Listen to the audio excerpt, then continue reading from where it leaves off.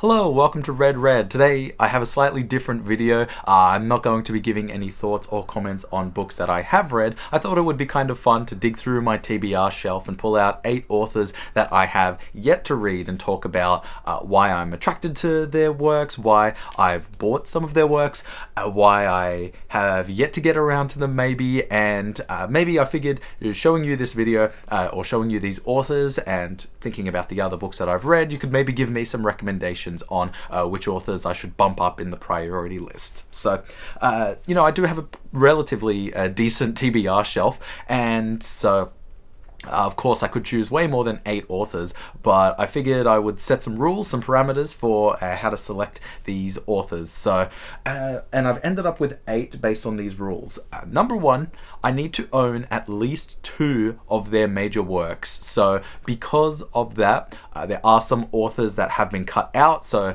there's Roberto Bolaño, Gabriel Garcia Marquez, Julio Cortázar, Simone de Beauvoir, and then some of the ancients like Ovid, Virgil, and Voltaire as well.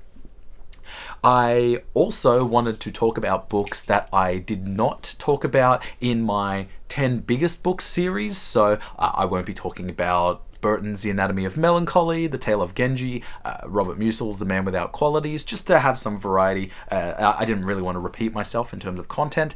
And also, there are some authors that I have yet to read and might qualify for this list, but I wanted to choose authors that aren't sitting on my TBR shelf for this year. So authors like Umberto Eco, Laszlo Krasznahorkai, Thomas Bernhard, and Samuel Beckett. I haven't read any of their works yet, but I do plan on reading them within this year.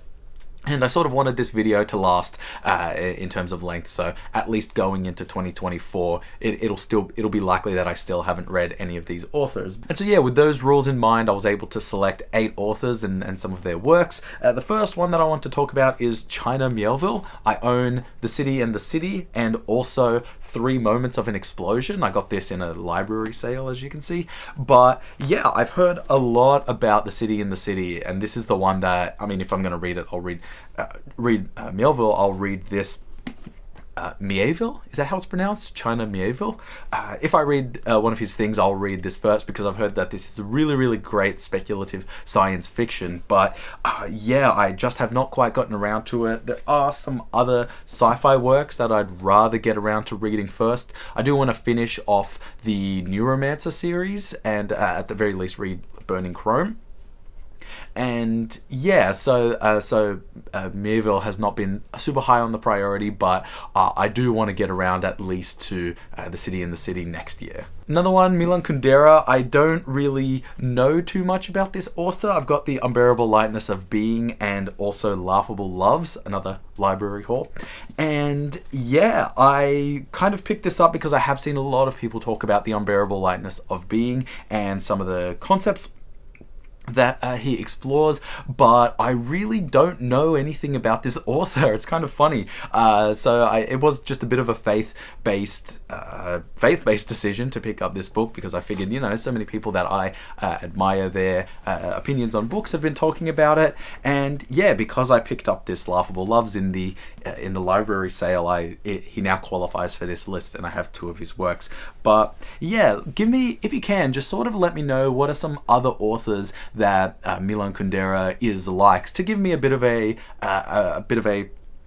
idea as to how he writes. All right, next up we have Alexandre Dumas. I have The Count of Monte Cristo and also The Three Musketeers. You can probably guess why I haven't read these. These are long books, and I know that these are great. My brother has read The Count of Monte Cristo and he said it is amazing, but they are so long and I have so many long books that I want to read that I just don't know when I will get around to these. I guess that it is sort of, a big page turner novel, but like, Jesus, this is 1,462 pages, and I don't think, this is funny, this would have been in my biggest books, but I bought this something like a week after I made that video, which was kind of funny. So yeah, it didn't make it onto that list, and so fortunately I was able to make it into this video.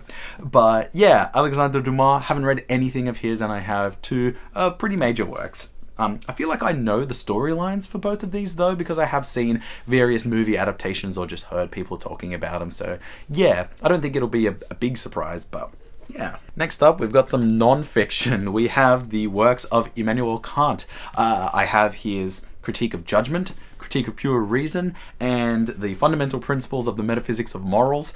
I am so attracted to the writing of Immanuel Kant. I just don't get it.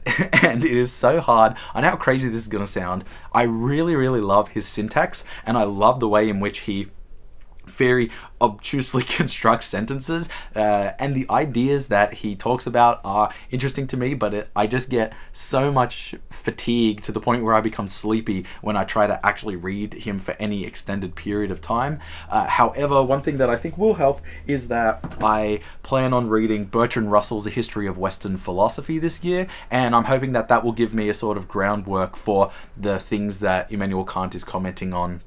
So I'll have more of an understanding, and then eventually I can go back and actually read it from the horse's mouth. But yeah, Immanuel Kant, 3 of his works, and I just have not yet been able to really commit to finishing any of them. Okay, next up, also the winner for the most amount of books I own but haven't read any of, Charles Dickens. I've got A Tale of Two Cities, Great Expectations, Bleak House, and Barnaby Rouge. I don't know. The funny thing is that I didn't realize how popular Charles Dickens was, and just a bit of fun trivia, excluding things like the Bible, the Quran, etc., I guess excluding any religious texts, The Tale of Two Cities is the second most sold novel of all time. Second only to Cervantes. But yeah, I know that Dickens is someone who I'm going to love because of what I've heard about his work and the way in which, and sort of like the themes that he's interested in and highlighting, you know, the working class and a lot of that stuff. But I don't really know where to start with him. I'd love to get some recommendations for what Dickens I should read. I don't know if I'm going to be able to jump into Bleak House, and you know, I'm guessing that A Tale of Two Cities is where I am going to start, but I would love to get some other recommendations for what Dickens I should begin with. I don't know if Great Expectations is a better jumping in point, or even, you know, even any of those other two if you really recommend Barnaby Rouge or Bleak House. But yeah, Charles Dickens, 4 of his books, and I have not read anything. This is an author who I know I'm going to love, but I still I'm going through the motions. I'm reading certain authors. I am engrossed in Gaddis right now, and I know that Mr. William Tanner Volman is going to be a big one. I own the abridged Rising Up and Rising Down, and also You Bright and Risen Angels. Yeah, there's again, William T. Volman is another author that I bought because I've just heard so much praise from people who seem to share similar literary tastes as me, and I know that his 7 Dreams series is really big and is really well regarded, but I don't own any of those yet. Yeah, I think most of all I was really just attracted to reading his Rising Up and Rising Down. I love that idea. I love that kind of daunting task, just being like, yeah, you know, I'm going to just figure out the history of violence, and we'll come up with a moral calculus to see if/when violence is justifiable. William T. Volman is, I guess at least Rising Up and Rising Down. I talked about this, I think, in my Biggest Books Showcase video, where I do want to kind of enforce reading some more non-fiction next year, because I've read almost exclusively fiction this year, and I probably will go on to read fiction for the rest of this year, but I do want to get a good balance, maybe something like 40 or 50% non-fiction next year, and so that is definitely going to be on the list. Okay, next up we've got William H. Gass. I own Omen Said It Was Luck and also the William H. Gass Reader. This has mostly his essays, but also some extracts of prose from some of his works. And yeah, just flipping through at some of the essays, I think I'm most interested in those, and William Gass definitely seems like he'll be similar to Borges in that I'll really be kind of addicted to a lot of his essays and his literary theory. But and he's talked about ideas. He talks about like the construction of a sentence and like the music and the poetry of a sentence. But I've heard many people talk about Omen Setter's Luck. I think this was one of David Foster Wallace's like 5 underappreciated novels of the 20th century. And so yeah, William H. Gass is someone I'm very keen to read, but I haven't read any of his works.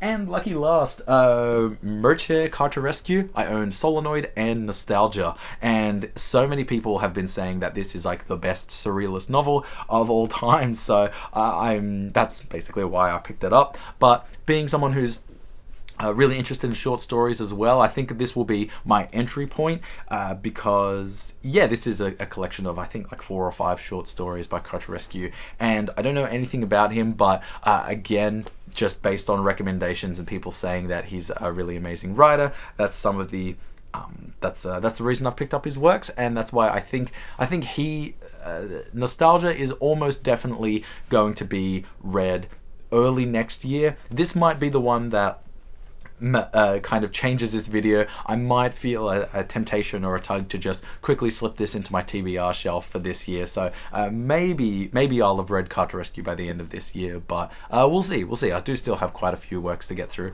But yeah, those are the 8 authors for whom I own a decent selection of their works, but have not yet read any of them. There are some other authors that I thought that could have almost been on this list because but I'm actually kind of happy that I wasn't able to include them. So I own some more Margaret Atwood, and I also own like 6 Jane Austen books. So there were still, like I said, there's still plenty of books on my TBR shelf that didn't quite make it into the list. These are really just the 8 that I know.